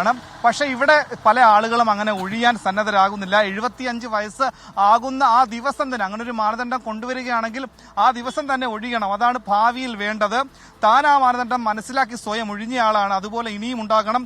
മാസങ്ങളുടെ മാത്രം വ്യത്യാസമുള്ളവർ 78 വയസ്സ് വരെ തുടരാൻ സാധിക്കുന്നത് എന്നത് EP ജയരാജനെ ഒപ്പം തന്നെ TP രാമകൃഷ്ണന്റെയും കാര്യങ്ങൾ അദ്ദേഹം പരോക്ഷമായി പറഞ്ഞുകൊണ്ടായിരിക്കണം അത്തരം കാര്യങ്ങൾ പറഞ്ഞത്. 75 എപ്പോൾ തികയുന്നു അപ്പോൾ തന്നെ ഒഴിയണം, അല്ലെങ്കിൽ ആ മാനദണ്ഡത്തിന് എന്തർത്ഥമാണുള്ളത്? പലരും പ്രായം മറച്ചു വെച്ചുകൊണ്ട് ഈ രീതിയിൽ തുടരുന്നു എന്ന വലിയ വിമർശനമുണ്ട്. നേരത്തെ അടക്കം 75 വയസ്സ് മാനദണ്ഡത്തിനെതിരെ പരോക്ഷമായ വിമർശനം അദ്ദേഹം ഉന്നയിച്ചത് അദ്ദേഹത്തിന്റെ വാദങ്ങൾ ഒരാളുടെ പ്രായമല്ല, അയാളുടെ ശേഷിയാണെന്ന തരത്തിലായിരുന്നു. പക്ഷേ 3ാം തവണയും പിണറായി വിജയൻ സംസ്ഥാന മുഖ്യമന്ത്രിയാകുന്ന തീരുമാനത്തിലേക്കടക്കം പാർട്ടി എത്തിയതിൽ തനിക്ക് ഭിന്ന അഭിപ്രായമില്ല. പാർട്ടിയുടെ വിലയിരുത്തൽ ഇനിയും പിണറായി വിജയൻ നയിക്കണമെന്നാണെങ്കിൽ ആ വിലയിരുത്തൽ തന്നെയാണ് തനിക്കുള്ളത്. അങ്ങനെയുള്ള ഒരു വ്യത്യസ്ത അഭിപ്രായം പറയാൻ താനില്ല എന്നടക്കം പാർട്ടിയെ പ്രതിരോധത്തിലാക്കുന്ന അല്ലെങ്കിൽ പിണറായി വിജയനെതിരായിട്ടുള്ള നിലപാടുകൾ അദ്ദേഹം എടുക്കുന്നില്ല. പക്ഷേ 75 വയസ്സ് മാനദണ്ഡത്തിൽ നേരത്തെ അദ്ദേഹത്തിനുള്ള വിമർശനം സംസ്ഥാന സമ്മേളനത്തിന് ശേഷവും അദ്ദേഹം അത് പ്രകടമാക്കുകയാണ്. വിജയകുമാർ, യെസ്, അത് തന്നെയാണ് ഇക്കാര്യത്തിൽ ഈ വിഷയത്തിൽ, ഈ പ്രായപരിധി വിഷയത്തിലുള്ള അതൃപ്തി അത് പലതവണ അദ്ദേഹം പറഞ്ഞിട്ടുള്ളതാണ്. പാർട്ടിയുടെ കൊല്ലം സമ്മേളനത്തിന് കൊടിയിറങ്ങിയതിൻ്റെ പിറ്റേന്നും ആ നിലപാട് സുധാകരൻ ആവർത്തിക്കുകയാണ്. അതിൽ ഒരു പടി കൂടി കടന്ന് ഈ പ്രായത്തിൻ്റെ കാര്യത്തിൽ കളവ് പറഞ്ഞ് കമ്മിറ്റികളിൽ തുടരുന്നവരുണ്ട് എന്ന് അദ്ദേഹം പറയുന്നു. ഇനിയിപ്പോൾ 75 വയസ്സ് പൂർത്തിയാവാൻ 2-3 മാസം ബാക്കിയുള്ളപ്പോൾ അതിൻ്റെ ആനുകൂല്യത്തിൽ അടുത്ത 3 വർഷവും കമ്മിറ്റികളിൽ തുടരുന്നവരില്ലേ, നിങ്ങൾക്ക് അറിഞ്ഞുകൂടെ എന്നാണ് അദ്ദേഹം ആ കാര്യത്തിൽ ചോദിക്കുന്നത്. ഈ വിഷയത്തിലുള്ള അതൃപ്തി തുടർച്ചയായി പ്രകടിപ്പിക്കുന്നുണ്ട് സുധാകരൻ. അതാണ് ഇന്നും അദ്ദേഹം ആവർത്തിച്ചത്. മനീഷ് മഹിപാലാണ് വിവരങ്ങൾ നൽകിയത്. ലഹരി വ്യാപനം സംബന്ധിച്ച് സംസ്ഥാന പോലീസ് മേധാവിയോട് റിപ്പോർട്ട് തേടി ഗവർണർ രാജേന്ദ്ര വിശ്വനാഥ് അർലേക്കർ. ലഹരി വ്യാപനത്തിന്റെ നിലവിലെ സാഹചര്യം, അതിൽ സ്വീകരിച്ച നടപടികൾ എന്നിവ വിശദീകരിക്കാനാണ് ആവശ്യപ്പെട്ടിരിക്കുന്നത്. ലഹരി തടയാനുള്ള ആക്ഷൻ പ്ലാൻ നൽകാനും നിർദ്ദേശം നൽകിയിട്ടുണ്ട്. മുഖ്യമന്ത്രിയുമായുള്ള ചർച്ചയ്ക്ക് ശേഷം DGP ഗവർണർക്ക് റിപ്പോർട്ട് നൽകും. ലഹരിക്കെതിരെ നടപടികൾ ആലോചിക്കാൻ മുഖ്യമന്ത്രിയുമായും ഗവർണർ കൂടിക്കാഴ്ച നടത്തുന്നുണ്ട്. കോളേജ് ക്യാമ്പസുകളിലെ ലഹരി വ്യാപനത്തിന് തടയിടാൻ ഗവർണർ വിളിച്ച വൈസ് ചാൻസലർമാരുടെ യോഗം ഇന്ന് നടക്കും. 2 മണിക്കും രാജ്ഭവനിലാണ് യോഗം. ഇപ്പോൾ വരുന്ന മറ്റൊരു പ്രധാന റിപ്പോർട്ട്. കോട്ടയം കുറവിലങ്ങാട് കഞ്ചാവ് ലഹരിയിൽ വഴിയരികിൽ നിന്നയാളെ കിണറ്റിൽ തള്ളിയിട്ട് യുവാവ്. നിരവധി ലഹരി കേസുകളിൽ ഉൾപ്പെട്ട ജിതിനാണ് അക്രമം നടത്തിയത്. ഫയർഫോഴ്സും പോലീസും സ്ഥലത്തെത്തിയാണ് കിണറ്റിൽ വീണ ജോൺസനെ ഒടുവിൽ കരയ്ക്ക് കയറ്റിയത്. ആ ദൃശ്യങ്ങളാണ് പ്രേക്ഷകർ കാണുന്നത്.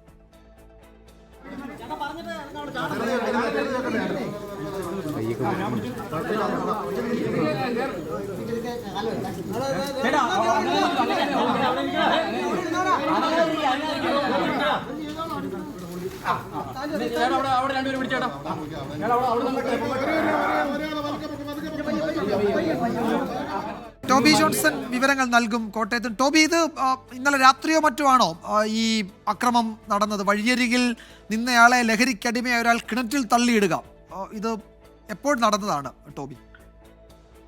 വിജയകുമാർ, ശനിയാഴ്ച രാത്രിയിലാണ് ഈ സംഭവം നടക്കുന്നത്. ഇത് ഇന്നാണ് പുറത്തേക്ക് വന്നത്. എന്തായാലും ഈ വഴിയിൽ ഒരു വീട്ടിലേക്ക്, ജോൺസൺ എന്ന് പറയുന്ന വ്യക്തിയുടെ വീട്ടിലേക്ക് പോകുന്ന വഴിയിലാണ് അവിടെ ലഹരി ഉപയോഗിച്ചതിന് ശേഷം ഈ ജിതിൻ എന്ന് പറയുന്ന പ്രതി നിൽക്കുകയായിരുന്നു. അതിലെ കടന്നുപോയ സമയത്ത് ഇവർ തമ്മിൽ തർക്കത്തിലേർപ്പെടുകയായിരുന്നു. തുടർന്നാണ് ഈ ജിതിൻ എന്ന് പറയുന്ന വ്യക്തി ജോൺസനെ തള്ളി കിണറ്റിലേക്ക് ഇടുന്നത്. ആ കിണറ്റിലേക്ക് ഇട്ടത് പിന്നാലെ തന്നെ നാട്ടുകാരിൽ ചിലർ അവിടേക്ക് വന്നത് കൊണ്ടാണ് ഇത് ഈ ഒരു സംഭവം കണ്ടത്, പുറത്തറിഞ്ഞത്. ഉടൻ തന്നെ ഫയർഫോഴ്സിനെയും പോലീസിനെയും വിവരം അറിയിച്ചു. പാലായിൽ നിന്നും ഫയർഫോഴ്സ് സംഘം എത്തിയാണ് ജോൺസനെ ഏറെ നേരം മണിപ്പെട്ടതിന് ശേഷമാണ് മുകളിലേക്ക് കയറ്റിയത്. എന്നാലും ഈ സംഭവത്തിന് തൊട്ട് പിന്നാലെ തന്നെ ഈ ജിതിൻ എന്ന വ്യക്തി അവിടെ നിന്നും രക്ഷപ്പെട്ടു. ഇയാൾ ലഹരിക്ക് അടിമപ്പെട്ടിരുന്നു അല്ലെങ്കിൽ ലഹരി ഉപയോഗിച്ചിരുന്നു എന്നുള്ള വിവരമാണ് നാട്ടുകാരും പങ്കുവെക്കുന്നത്. മറ്റു ചില കേസുകളും ഇദ്ദേഹത്തിനുണ്ട് എന്നുള്ള വിവരമാണ് നമുക്കറിയാൻ സാധിച്ചത്. എന്തായാലും ഈ പ്രതിയെ പിടിക്കാനുള്ള നടപടികൾ പോലീസ് ആരംഭിച്ചിട്ടുണ്ട്. വിജയകുമാർ. യെസ്, കോട്ടയം കുറവിലങ്ങാട് എന്നുള്ള ദൃശ്യങ്ങളാണ്. കഞ്ചാവ് ലഹരിയിൽ വഴിയരികിൽ നിന്നയാളെ കിണറ്റിൽ തള്ളിയിട്ടു. നിരവധി ലഹരി കേസുകളിൽ ഉൾപ്പെട്ട ജിതിൻ ആണ് ഇതിലെ പ്രതി. അയാൾ ഇപ്പോൾ ഒളിവിലാണ്. അയാളെ കണ്ടെത്താൻ പോലീസ് ശ്രമിക്കുകയാണ്. ഫയർഫോഴ്സും പോലീസും സ്ഥലത്തെത്തിയാണ് ഈ ജോൺസൺ എന്ന ആ കിണറ്റിൽ വീണയാളെ രക്ഷപ്പെടുത്തിയത്. ശനിയാഴ്ച രാത്രിയിൽ നടന്നതാണ്. ഇതിന്റെ ദൃശ്യങ്ങളൊക്കെ ഇപ്പോഴാണ് പുറത്തു വരുന്നത്. ടോബി ജോൺസണാണ് വിവരങ്ങൾ നൽകിയത്. മലപ്പുറം കൊണ്ടോട്ടിയിൽ വൻ MDMA വേട്ട. എയർപോർട്ട് കാർഗോ വഴി കടത്തിയ 1.5 കിലോയിലധികം MDMA പിടികൂടി. കരിപ്പൂർ മുക്കൂട്ട് സ്വദേശി ആഷിഖിന്റെ വീട്ടിലേക്കാണ് ഈ കാർഗോ എത്തിയത്. മാർച്ച് 6-ന് കൊച്ചിയിൽ MDMA ഉപയോഗിച്ചതിന് 8-അംഗ സംഘത്തെ പോലീസ് പിടികൂടിയിരുന്നു. ഇവർക്ക് രാസലഹരി കിട്ടുന്ന ഉറവിടം തേടിയുള്ള അന്വേഷണമാണ് കരിപ്പൂർ മുക്കൂട് സ്വദേശി ആഷിഖിൽ എത്തിയത്. 2 ദിവസം മുൻപ് മട്ടാഞ്ചേരി പോലീസ് കരിപ്പൂരിലെ വീട്ടിലെത്തി ആഷിഖിനെ അറസ്റ്റ് ചെയ്തു. ആഷിഖിന്റെ വീട്ടിലേക്കാണ് ഇന്നു പുലർച്ചെ കാർഗോയിൽ MDMA എത്തിയത്. ചെന്നൈ വിമാനത്താവളം വഴി MDMA ഒമാനിൽ നിന്ന് ഇന്ത്യയിലെത്തി എന്നാണ് നിഗമനം. സ്വകാര്യ ഏജൻസി ആഷിഖിന്റെ വീട്ടിലേക്ക് MDMA എത്തിച്ചുവെന്ന രഹസ്യ വിവരത്തിന്റെ അടിസ്ഥാനത്തിൽ പോലീസ് പരിശോധന നടത്തി പിടികൂടുകയായിരുന്നു. ഡാൻസ് ഓഫ് ടീമും കൊണ്ടോട്ടി പോലീസും സംയുക്തമായാണ് റെയ്ഡ് നടത്തിയത്. വീട്ടിൽ ഡെലിവറിയാണ് ചെയ്തത്. ക്ലൈമന്റ് ഇല്ലാത്തതുകൊണ്ട് ആയിരിക്കണം അവർ കഴിഞ്ഞ ദിവസം വീട്ടിലേക്ക് കൊണ്ടുവന്ന് ഡെലിവറി ചെയ്തിട്ടുണ്ട്. ആ ഇൻഫർമേഷൻ്റെ പുറത്താണ് പോലീസ് ഡിറ്റക്ഷൻ. ഈ കേസിനകത്ത് നമ്മളെ സംബന്ധിച്ചിടത്തോളം ഇനി ആളെ കസ്റ്റഡിയിലെടുത്ത് വിശദമായിട്ട് ചോദ്യം ചെയ്യേണ്ടതുണ്ട്. ബിക്കോസ് ഈ പറഞ്ഞ കാര്യങ്ങളെല്ലാം ഈ പറഞ്ഞ മറ്റുള്ളവർക്ക് എല്ലാവർക്കും സപ്ലയർ ഇയാളാണോ എന്നുള്ളതല്ല വെളിവാകത്തുള്ളൂ. അത് തീർച്ചയായിട്ടും അതുണ്ടാവും. നിലവിൽ മറ്റൊരു ലഹരി കേസിൽ റിമാൻഡിൽ കഴിയുന്ന ആഷിഖിനെ ഉടൻ കസ്റ്റഡിയിൽ വാങ്ങി ചോദ്യം ചെയ്യും. ഒമാനിൽ നിന്ന് 20 ദിവസം മുൻപാണ് നാട്ടിലെത്തിയത്. വിദേശത്തു നിന്നുള്ള MDMA കടത്ത് സംബന്ധിച്ച് കൂടുതൽ വിവരങ്ങൾ ചോദ്യം ചെയ്യലിലൂടെ പുറത്തുവരുമെന്നാണ് പോലീസ് നിഗമനം. 24 മലപ്പുറം. വാർത്താമഴയിലേക്ക് വീണ്ടും സ്വാഗതം. കാസർഗോഡ് ലഹരി വിൽപ്പനയെക്കുറിച്ച് പോലീസിൽ വിവരം നൽകിയതിന്റെ വൈരാഗ്യത്തിൽ യുവാവിന്റെ വീട് ആക്രമിച്ച് ലഹരി കേസ് പ്രതിയും സഹോദരനും. മാസ്തിക്കുണ്ട് സ്വദേശി അഹമ്മദ് സിനാന്റെ വീടാണ് ആക്രമിച്ചത്. ചെങ്കള സ്വദേശി ഉമ്മർ ഫാറൂഖും സഹോദരൻ നയാസും ചേർന്നാണ് ഈ ആക്രമണം നടത്തിയത്. മാസ്തിക്കുണ്ടിൽ പഴയ വീട് കേന്ദ്രീകരിച്ച് ലഹരി ഉപയോഗവും വിൽപ്പനയും നടക്കുന്നതായി സിനാന്റെ നേതൃത്വത്തിൽ നാട്ടുകാർ പോലീസിൽ പരാതി നൽകിയിരുന്നു. തുടർന്ന് ഉമ്മർ ഫാറൂഖിനെയും മറ്റൊരു സുഹൃത്തിനെയും പോലീസ് അറസ്റ്റ് ചെയ്യുകയും ചെയ്തു. കസ്റ്റഡിയിലെടുക്കുമ്പോൾ കയ്യിൽ ലഹരി മരുന്നില്ലാത്തതിനാൽ പ്രതികൾക്ക് സ്റ്റേഷൻ ജാമ്യം ലഭിച്ചു. പിന്നാലെ സഹോദരൻ നയാസിനെയും കൂട്ടിയെത്തി സിനാനെ ആക്രമിക്കുകയായിരുന്നു. വീടിന് നേരെയും അതിക്രമമുണ്ടായി. ആക്രമണത്തിൽ സിനാനും മാതാവ് സൽമക്കും പരിക്കേറ്റു.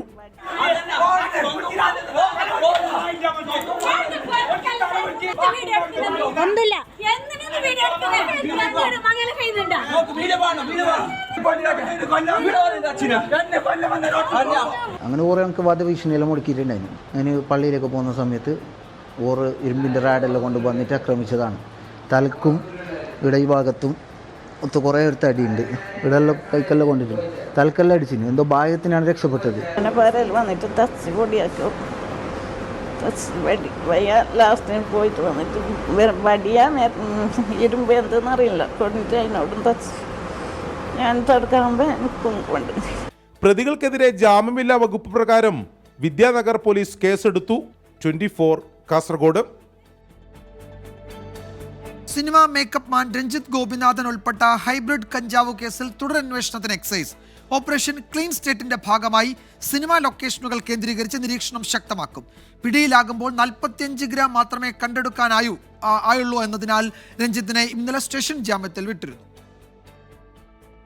10,000 രൂപ നൽകി 50 ഗ്രാം ഹൈബ്രിഡ് കഞ്ചാവ് കൊച്ചി സ്വദേശിയിൽ നിന്ന് വാങ്ങിയെന്നാണ് രഞ്ജിത്ത് ഗോപിനാഥൻ എക്സൈസിന് നൽകിയ മൊഴി.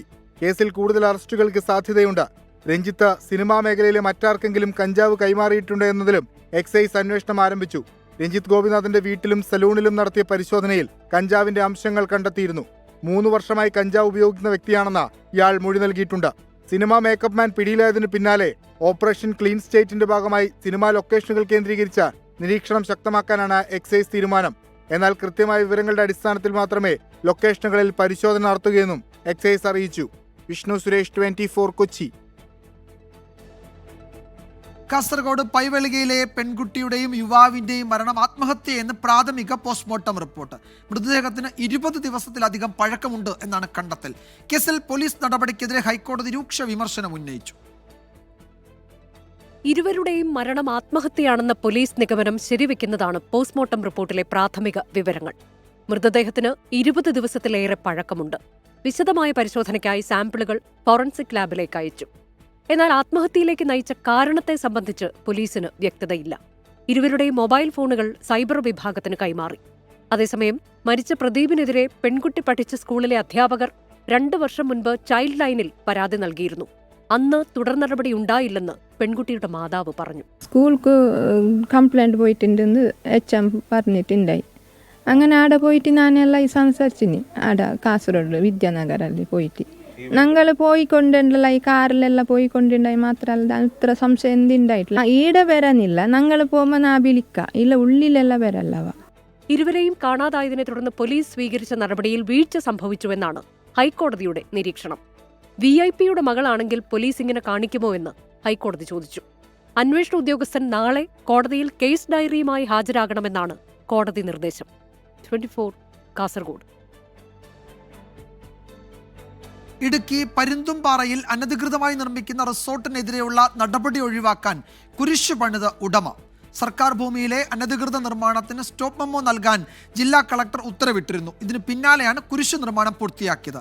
നിരോധനാജ്ഞ നിലനിൽക്കുന്ന സ്ഥലത്ത് ഉദ്യോഗസ്ഥ ഒത്താശയോടെ അനധികൃത നിർമ്മാണം നടക്കുകയാണ്. 24 എക്സ്ക്ലൂസീവ്.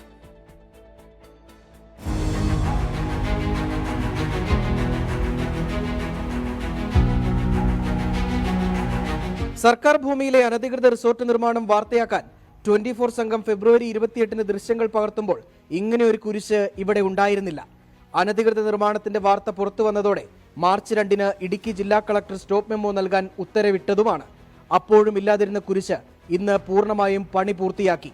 ചങ്ങനാശ്ശേരി തൃക്കൊടിത്താനം സ്വദേശി സജിത്ത് ജോസഫിന്റെ ഉടമസ്ഥതയിലാണ് സർക്കാർ ഭൂമിയിലെ അനധികൃത റിസോർട്ട് നിർമ്മാണം. കയ്യേറ്റമൊഴിപ്പിക്കൽ തടയാനാണ് കുരിശ് പണിതത്. സ്റ്റോപ്പ് മെമ്മോ നൽകി റിസോർട്ടിന്റെ പണികൾ നടക്കുന്നില്ലെന്ന് ഉറപ്പുവരുത്താൻ ഉദ്യോഗസ്ഥർക്ക് നിർദ്ദേശവും നൽകിയിരുന്നതാണ്. എന്നാൽ ഈ സ്ഥലത്ത് നടന്ന കുരിശിന്റെ ഉൾപ്പെടെ നിർമ്മാണ പ്രവർത്തനങ്ങൾ ഉദ്യോഗസ്ഥർ കണ്ടില്ലെന്ന് നടിച്ചു. നിരോധനാജ്ഞ ലംഘിച്ച് നിർമ്മാണ പ്രവർത്തനം നടത്തിയ സജിത്ത് ജോസഫിനെതിരെ പോലീസ് കേസെടുക്കാൻ പോലും നിർദ്ദേശിച്ചിട്ടില്ല. മറ്റൊരു സ്ഥലത്ത് വെച്ച് പണിത കുരിശ് ഇവിടെ സ്ഥാപിക്കുകയാണ് ചെയ്തതെന്നാണ് റവന്യൂ ഉദ്യോഗസ്ഥരുടെ വിശദീകരണം. കയ്യേറ്റവുമായി ബന്ധപ്പെട്ട നടപടികൾക്കിടയിലും റവന്യൂ ഉദ്യോഗസ്ഥരുമായി സജിത്ത് ജോസഫ് നിരന്തരം കൂടിക്കാഴ്ച നടത്തുന്നതായും വിവരമുണ്ട്. രാഹുൽ വിജയൻ, 24 ഇടുക്കി. അതേസമയം ഇടുക്കി പരുന്തുംപാറയിൽ കുരിശിന്റെ മറവിൽ നടന്ന കയ്യേറ്റം അംഗീകരിക്കാനാവില്ല എന്ന് CPI നേതാവ് KK ശിവരാമൻ. എല്ലാ റവന്യൂ ഉദ്യോഗസ്ഥരും വിശുദ്ധന്മാരല്ല. കയ്യേറ്റത്തിനെതിരെ ജില്ലാ ഭരണകൂടം ശക്തമായ ഇടപെടൽ നടത്തുന്നുണ്ടെന്നും KK ശിവരാമൻ പറഞ്ഞു. രാജ്യത്ത് സർക്കാർ ഭൂമി കയ്യേറുകയും അവിടെ റിസോർട്ട് സ്ഥാപിക്കുകയും ആ ഭൂമിയെല്ലാം സ്വന്തമാക്കി മാറ്റുകയും അങ്ങനെ മാറ്റുന്നതിന് വേണ്ടി ഈ മതചിഹ്നം ഉപയോഗിക്കുകയും ചെയ്യുന്ന അത്യന്തം ഹീനമായ നടപടിയാണ് ഈ പരുന്തുംപാറയിൽ ഉണ്ടായിരിക്കുന്നത്. തീർച്ചയായും അതിനെതിരെ വളരെ ശക്തമായ നടപടികൾ ഗവൺമെൻറ്റിൻ്റെ ഭാഗത്തു നിന്ന് ഉണ്ടാവണം എന്നാണ് ഞാൻ പറയുന്നത്. ഉണ്ടാവും എന്ന് തന്നെയാണ് ഞാൻ കരുതുന്നത്. റവന്യൂ വകുപ്പിലെ എല്ലാ ഉദ്യോഗസ്ഥന്മാരും വിശുദ്ധ പുണ്യാളവാന്മാരാണ് എന്ന അഭിപ്രായം എനിക്കില്ല. ഇല്ല, റവന്യൂ കണ്ണടക്കയില്ലെന്ന് മാത്രമല്ല, ഈ കയ്യേറ്റം ഒഴിപ്പിക്കുന്നതിന് വേണ്ടി അതിശക്തമായ നടപടിയാണ് ജില്ലാ ഭരണകൂടം സ്വീകരിച്ചിട്ടുള്ളത്. ഗൃഹോപകരണ മേഖലയിലെ പ്രമുഖ സ്ഥാപനമായ മൈജിയുടെ ടേക്ക് ഇറ്റ് AC പോളിസി ക്യാമ്പയിന് തുടക്കമായി. വിപണിയിൽ ഉൽപ്പന്നങ്ങളുടെ വില, ഗുണനിലവാരം തുടങ്ങിയവയ്ക്ക് സുതാര്യത ഉറപ്പുവരുത്തുക എന്നതാണ് ക്യാമ്പയിനിലൂടെ മൈജി ലക്ഷ്യമിടുന്നത്. വേനൽ ചൂടിന് മറികടക്കാൻ AC വാങ്ങുന്നവരുടെ എണ്ണം വർദ്ധിക്കുന്നതോടൊപ്പം കബളിപ്പിക്കപ്പെടുന്നവരുടെ എണ്ണവും കൂടുതലാണ്. ഇതിന് ഒരു ബോധവൽക്കരണം എന്ന രീതിയിലാണ് myG take it AC policy അവതരിപ്പിക്കുന്നത്. വിലക്കുറവിനൊപ്പം മികച്ച സർവീസ്, മികച്ച ടെക്നോളജി, ഏറ്റവും മികച്ച ഫിനാൻസ് ഓപ്ഷനുകൾ തുടങ്ങി AC വാങ്ങുമ്പോൾ ഉപഭോക്താക്കൾക്ക് ഉണ്ടാകാനിടയുള്ള ആശങ്കകൾ പരിഹരിക്കുക എന്നതാണ് ക്യാമ്പയിനിലൂടെ മൈജി ലക്ഷ്യം വയ്ക്കുന്നത്. ഒരു AC വാങ്ങുക എന്ന ഒരു സാധാരണക്കാരൻ്റെ സ്വപ്ന സാക്ഷാത്കാരത്തിനായി പൈസ ഇല്ലാതെ തന്നെ ചെറിയൊരു സംഖ്യ ദിവസേന മാറ്റിവെച്ചുകൊണ്ട് മാസാവസാനം ഒരുമിച്ച് EMI ആയി അടയ്ക്കാൻ സൗകര്യമുള്ള സൂപ്പർ EMIകളും മൈജി അവതരിപ്പിക്കുന്നു. തിരഞ്ഞെടുക്കപ്പെട്ട മോഡലുകൾക്ക് ഫ്രീ ഇൻസ്റ്റലേഷനും അതുപോലെ തന്നെ ഫ്രീ ഡെലിവറി, മികച്ച സർവീസ് എന്നിവയാണ് മൈജി ഓഫർ നൽകുന്നത്. ഏറ്റവും പുതിയ ടെക്നോളജിയിൽ പ്രവർത്തിക്കുന്ന ഓട്ടോ ക്ലീൻ ACകൾ, കൺവെർട്ടബിൾ ACകൾ, വൈഫൈ കൺട്രോൾ ACകൾ തുടങ്ങി വിവിധ ടെക്നോളജികളിൽ പ്രവർത്തിക്കുന്ന ബ്രാൻഡഡ് ACകളുടെ വിപുലമായ കളക്ഷനാണ് ടേക്ക് ഇറ്റ് AC പോളിസിയിലൂടെ ജനങ്ങളിലേക്ക് എത്തിക്കുന്നത്. 120-ലധികം ഷോറൂമുകളുള്ള ദക്ഷിണേന്ത്യയിലെ ഏറ്റവും വലിയ digital gadgets and home appliances ഷോറൂമായ മൈജി സന്ദർശിക്കുന്നവർക്ക് ടേക്ക് ഇറ്റ് AC ചലഞ്ചിലൂടെ പ്രത്യേക ഓഫറുകളും സമ്മാനങ്ങളും സ്വന്തമാക്കാനുള്ള അവസരങ്ങളും ഒരുക്കിയിട്ടുണ്ട്. 24 കോഴിക്കോട്. 24 കണക്റ്റും K ചിറ്റിലപ്പള്ളി ഫൗണ്ടേഷനും ചേർന്ന് ഒരുക്കുന്ന 100 വീട് പദ്ധതിയിൽ എറണാകുളത്ത് 8ാമത്തെ വീടിന് തറക്കല്ലിട്ടു. ചേരാനെല്ലൂർ പള്ളിപ്പറമ്പിൽ വീട്ടിൽ റീനയ്ക്കാണ് സ്നേഹവീട് ഒരുങ്ങുന്നത്. ഏറെ നാളായി കാത്തിരുന്ന വീട് ലഭിച്ചതിന്റെ സന്തോഷമാണ് റീനയ്ക്ക്. പ്രദേശവാസികളും ബന്ധുക്കളും അടക്കം നിരവധി പേർ പങ്കെടുത്തു. 24 കണക്റ്റ് എറണാകുളം ജില്ലാ കോർഡിനേറ്റർ ബീന ജഗദീശൻ ചടങ്ങുകൾക്ക് നേതൃത്വം നൽകി. നോക്കാം ഇന്നത്തെ സ്വർണ്ണവില. ഇന്നത്തെ സ്വർണ്ണനിരക്ക് സമർപ്പിക്കുന്നത് സ്പർശ ഗോൾഡ് ആൻഡ് ഡയമണ്ട്സ്. ഡിജിറ്റലാകൂ ഇനി സ്പർശയോടൊപ്പം.